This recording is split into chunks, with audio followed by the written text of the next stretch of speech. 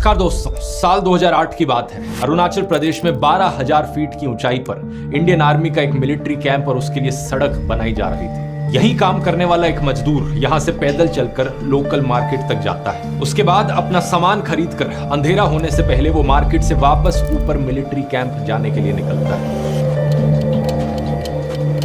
कई घंटे बीत जाते हैं लेकिन वो वापस मिलिट्री कैंप तक पहुंचता नहीं है। पूरी रात भर उसका कोई नामो निशान नहीं दिखाई देता।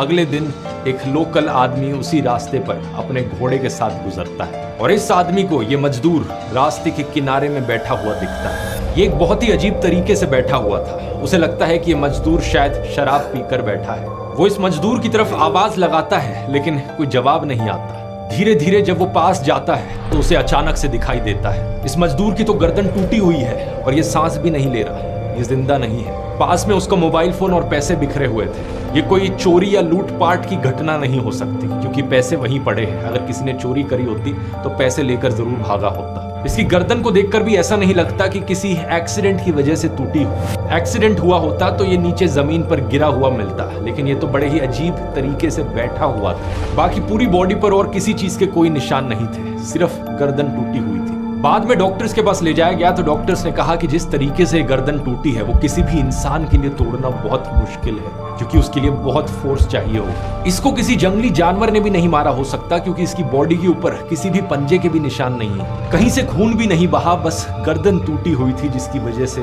इसकी जान चली गई। लोकल लोग बताते हैं कि जब पुलिस बुलाई गई तो उनको इस लाश के ऊपर एक बाल मिलता है और जब इस बाल को चेक कराया जाता है ये ना तो किसी इंसान का बाल निकलता है और ना ही किसी जानवर का। पुलिस को वहां पर एक फुटप्रिंट भी मिलता है जिसे देखकर लोकल लोग कहते हैं कि ये तो एक फुटप्रिंट है येटी का।